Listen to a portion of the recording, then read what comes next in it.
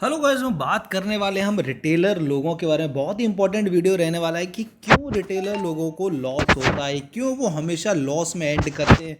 क्या मिस्टेक है जो रिटेलर अभी तक कर रहे हैं जिस वजह से वो ऑप्शन बाइंग में पैसा नहीं बना पा रहे हैं। तो इसके ऊपर मुझे जो पर्सनली 3 से 4 महीने में मैं जो समझा हूँ, बिकॉज मैं मोस्ट 80 लोगों से ऊपर लोगों को मैं ट्रेन कर रहा हूँ, कर चुका हूँ अभी तक, जिसमें मैंने जो साइकोलॉजी देखा, जो प्रॉब्लम देखा, उसके बारे में मैं बात करूँगा कि मुझे क्या दिक्कतें लगी कि क्यों पैसा नहीं बन रहा है लोगों का।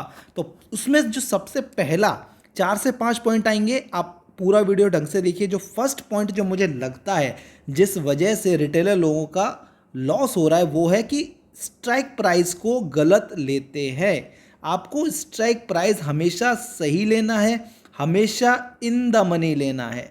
ठीक है, अगर आप आउट ऑफ द मनी ले रहे हो तो प्रॉब्लम मैं बताता हूँ कि कहाँ पर होती है। देखिए, आपके पास अगर 2,000 रुपये है ना, तो भी आप ऑप्शन बाइंग कर सकते हैं। ठीक है, बाइंग कर सकते हैं, लेकिन आपको ये समझना होगा क्या आपको सच में 2,000 रुपये से चालू करना है जहाँ पर लॉसेस के चांसेस ज़्यादा हैं। लॉसेस के चांसेस ज़्यादा क्यों हैं वो मैं बताता हूँ। देखिए, जब मार्केट, मान लीजिए ये हमारा निफ्टी फिफ्टी का चार्ट है, यहाँ से ये लेवल हमारा 19,450 का, यहाँ से मार्केट जब हमारा 19,500 आ गया, तो जो आपका आउट ऑफ द मनी वाला जो स्ट्राइक प्राइस है, आप 30 रुपये, 40 रुपये, 50 रुपये जो लोगे, वो 10-15 पॉइंट मैक्स टू मैक्स बढ़ेगा जब आपको 50-60 पॉइंट का एक तरफा गेन होगा तब। लेकिन अगर वहीं ये टाइम के साथ बढ़ा, यानी कि टाइम ले लेके बढ़ा, तो टाइम डिके की वजह से उतना भी नहीं बढ़ेगा। और उसमें होता क्या है, आप ऐसा मान के चलते हो कि मुझे तो यार 2,000 रुपये लगाए हैं तो मुझे 500 रुपये तो मिलने चाहिए इस ट्रेड में। एंड वहीं पे सबसे बड़ी दिक्कत हो जाती है, क्योंकि आपने 25% का रिटर्न अज्यूम कर लिया है कि आप 2,000 रुपये लगाएंगे और उसमें आपको 500 रुपये मिल जाएंगे, जो कि बहुत ज़्यादा गलत है। अगर आप सच में करना चाहते हैं तो मिनिमम आप इन द मनी 110, 130, 150 ये रेंज का एटलीस्ट आपको स्टैक प्राइस चूज करना पड़ेगा अगर आप ठीक ठाक प्रॉफिट बनाना चाहते हैं तो पहला जो मुझे रीज़न लगता है वो है कि स्ट्राइक प्राइस गलत लेते हो, जिस चक्कर में आपके लॉसेस होते हैं। मूवमेंट तो करता है निफ्टी फिफ्टी 20-30 पॉइंट का, लेकिन आपका स्ट्राइक प्राइस बढ़ता है 5-6 पॉइंट, जिसमें आपको सेटिस्फेक्शन नहीं होता है, बिकॉज आपको चाहिए 500 रुपये, 600 रुपये। आप 100-200 रुपये से खुश नहीं होते, बिकॉज आपको परसेंटेज नहीं समझ में आता कि ओके, 2,000 रुपये मैंने लगाए, 200 रुपये मुझे मिले, यानी कि 10% मेरा बन गया, मुझे इसमें से एग्जिट लेना चाहिए। नहीं, आप तब तक एग्जिट नहीं करोगे जब तक आपका 500 बनेगा नहीं। और होगा क्या, उस चक्कर में मार्केट ऊपर तो गया, मार्केट नीचे आ गया, आपका लॉस होने लगा। एंड फिर आप बोलते हो अरे यार, मैंने तो इस ट्रेड में कुछ बनाया ही नहीं। ठीक है, तो पहला जो इंपॉर्टेंट है वो है स्ट्राइक प्राइस को अच्छा रखो, सही रखो, तब आपको प्रॉफिट बनेगा। दूसरा रीज़न, अपनी जो भी ट्रेड लेते हो उसको होल्ड करते हो। आप ऑप्शन बायर हैं, आप मोमेंटम के ऊपर खेलते हैं, आप उस ट्रेड को होल्ड नहीं कर सकते। अगर आपने ट्रेड मान लीजिए यहाँ पर ली है, आपको लगता है कि यहाँ से नीचे मार्केट जाएगा फॉर एग्जांपल, तो अगर यहाँ से 10-15 पॉइंट मार्केट ऊपर चला गया, दैट मीन्स कि आप कहीं ना कहीं गलत हो गए हो। आपने जो सोचा था वो हुआ ही नहीं है, और अगर आपने जो सोचा वो हुआ ही नहीं है तो क्या गारंटी है कि यहाँ से मार्केट नीचे आएगा या वापस और ऊपर ना चला जाए। तो अपना हमेशा जब भी एंट्री लेते हो आपको अपना स्टॉप लॉस पता होना चाहिए, एंड वो स्टॉप लॉस आपको निफ्टी फिफ्टी के चार्ट पे पता होना चाहिए, ना कि आपका स्ट्राइक प्राइस पे। मान लीजिए आपने स्ट्राइक प्राइस लिया है 150 का, यानी कि निफ्टी फिफ्टी 19,450 का स्ट्राइक प्राइस लिया है, इसका नहीं आपको स्टॉप लॉस पता होना चाहिए। आपको पता होना चाहिए कि निफ्टी फिफ्टी कहाँ पर सपोर्ट ले सकता है, कहाँ पर रेजिस्टेंस ले सकता है, कहाँ पे रुक सकता है। ठीक है, ये आपको पता होना चाहिए। यानी कि आपको अगर काम करना है तो निफ्टी फिफ्टी चार्ट पे करो, स्ट्राइक प्राइस नहीं देखते हैं, स्ट्राइक प्राइस सिर्फ देखते हैं आपको बाइंग और सेलिंग करनी है उसके लिए।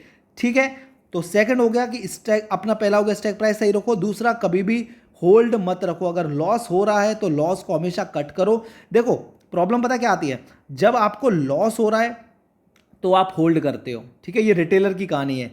लेकिन जब प्रॉफिट हो रहा है तो आप जल्दी से 100 रुपये, 200 रुपये वहां काटते हो। जैसे कि बताता हूं मैं, ये मैंने काफ़ी अपने मेंबर्स के साथ भी देखा है कि अगर यहां से मार्केट मान लीजिए बढ़ना चालू हुआ है ना, तो एकदम से यहाँ पर कट कर देंगे। उनको ट्रस्ट नहीं है उनके प्रोसेस के ऊपर कि कहाँ तक मार्केट ऊपर जा सकता है, जिस वजह से वो अपनी पोजीशन को जल्दी कट कर देते हैं। उनको अगर 200 रुपये ग्रीन दिखा ना, जब मार्केट आपको 1000 रुपये देने वाला है ना, तब आप 200 रुपये लेके निकल रहे हो, ये प्रॉब्लम है।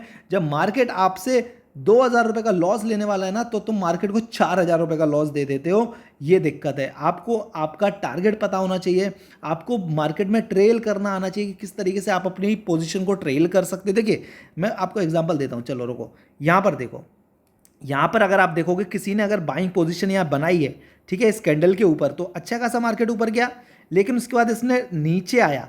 अब बहुत सारे लोग होंगे जिसने यहाँ पर पोजीशन बनाई तो होगी कुछ सोच के, लेकिन यहाँ कट भी कर दी होगी, एंड ओवरऑल क्या हुआ होगा, अगर आपने इसके ऊपर बनाई है, इसके नीचे कट किया, तो आप ओवरऑल लॉस में आप निकले हो।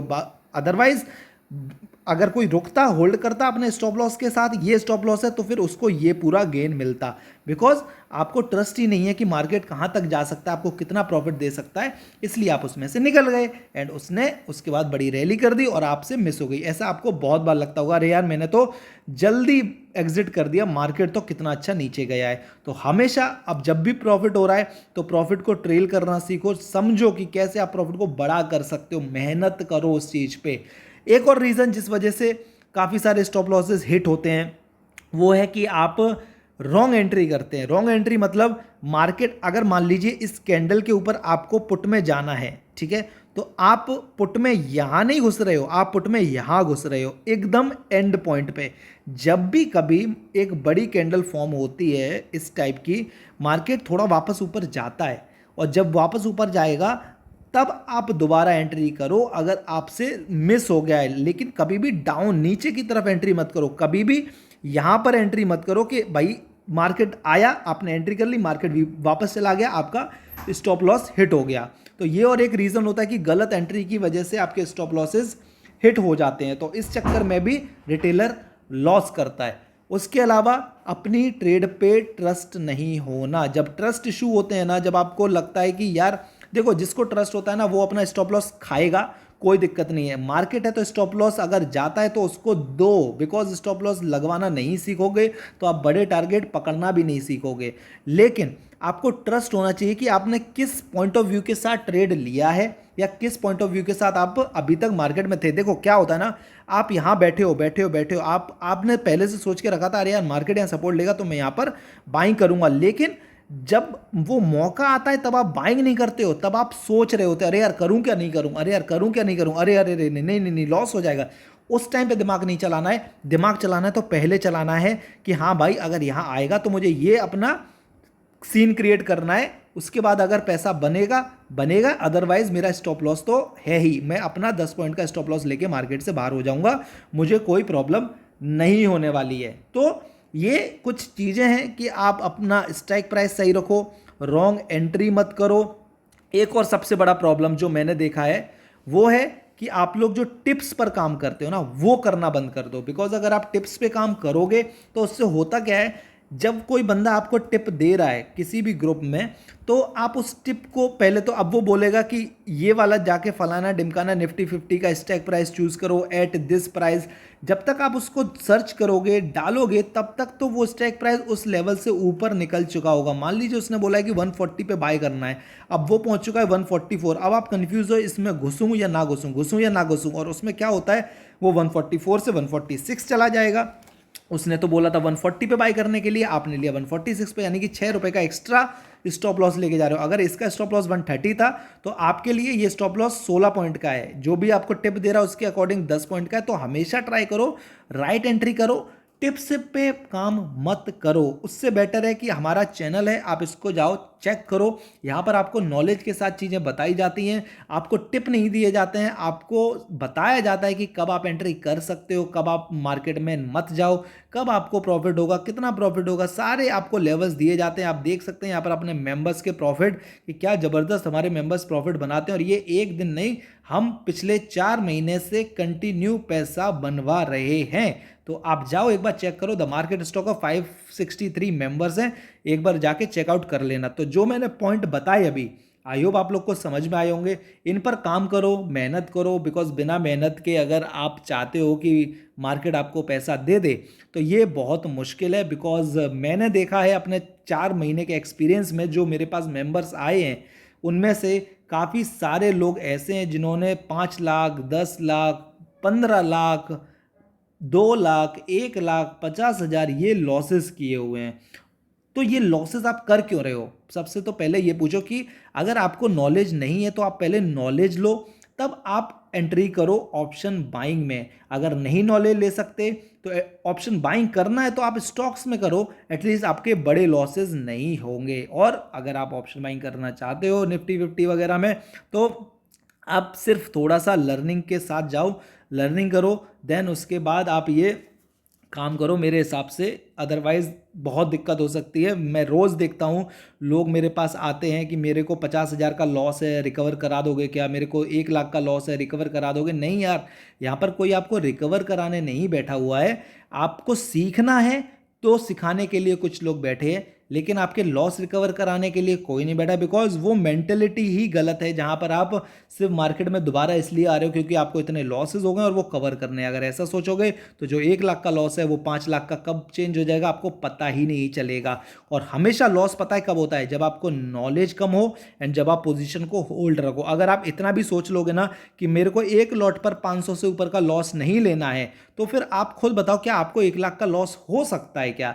1 लाख के लॉस होने के लिए आपको कितनी, 2 ट्रेड में आपको होगा 1,000 रुपए का लॉस, यानी कि कितनी ट्रेड लगेंगी? इसको मल्टीप्लाई बाई 100 कर दो, यानी कि 200 ट्रेड लगेंगी जब आपको 1 लाख रुपए का लॉस होगा। 200 ट्रेड लॉस करोगे ना तो भैया आप बहुत कुछ सीख जाओगे मार्केट के अंदर, ये बात भी ध्यान रखना। लेकिन तब जब आप खुद से करोगे, नॉलेज लेके करोगे, किसी के टिप्स पर करोगे, तब कुछ नहीं हो सकता है। सो अगर आप लोग को मेरा ये वीडियो पसंद आएगा तो प्लीज़ वीडियो को लाइक करें, चैनल को सब्सक्राइब करें, टेलीग्राम को ज्वाइन करें, बिकॉज यहाँ पर आपको ट्रेड्स दिए जाते हैं नॉलेज के साथ, आपको टिप्स नहीं बताए जाते हैं, लेवल्स दिए जाते हैं जहाँ से आप ट्रेड बना सकते हो।